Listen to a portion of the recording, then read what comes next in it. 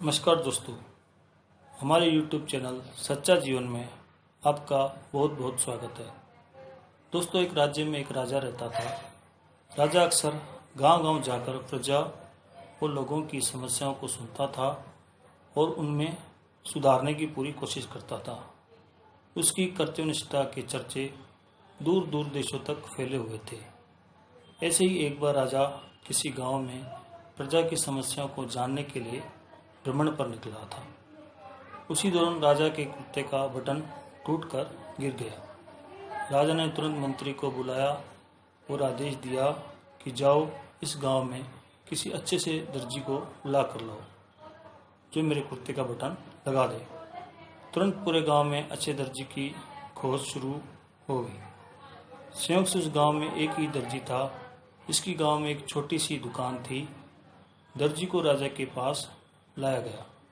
राजा ने कहा, मेरे कुत्ते का बटन सिल सकते हो? दर्जी ने कहा, जी जरूर, ये कौन सा मुश्किल काम है। दर्जी ने तुरंत अपने थैले से धागा निकाला और राजा के कुत्ते का बटन लगा दिया। राजा ने खुश होकर दर्जी से कहा, बताओ तुम्हें इस काम के कितने पैसे दूं? दर्जी ने कहा, महाराज, ये तो बहुत ही छोटा सा काम था, इसके मैं आपसे पैसे कैसे ले सकता हूँ। राजा ने फिर कहा, नहीं, तुम मांगो तो सही, हम तुम्हें इस काम की कीमत जरूर देंगे। दर्जी ने सोचा कि बटन तो राजा के पास था ही, मैंने तो बस धागा लगाया है।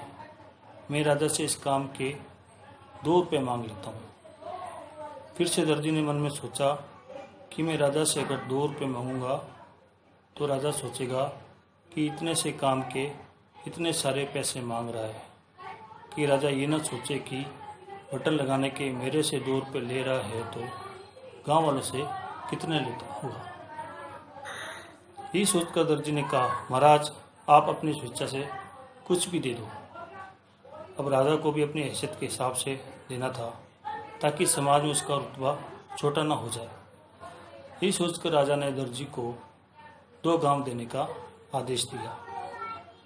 अब दर्जी मन ही मन में सोचने लगा, कहाँ तो मैं 2 रुपये मांगने की सोच रहा था और कहाँ तो राजा ने 2 गांव का मालिक मुझे बना दिया।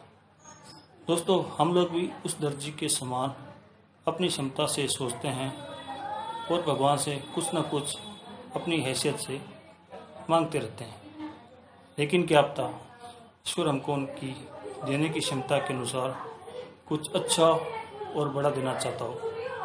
गीता में भगवान श्री कृष्ण ने भी कहा है, कर्म करो, फल की इच्छा मत करो। जब आप भगवान पर सब कुछ छोड़ देंगे तब वो भी अपने हिसाब से आपको बहुत कुछ अच्छा और बड़ा देगा।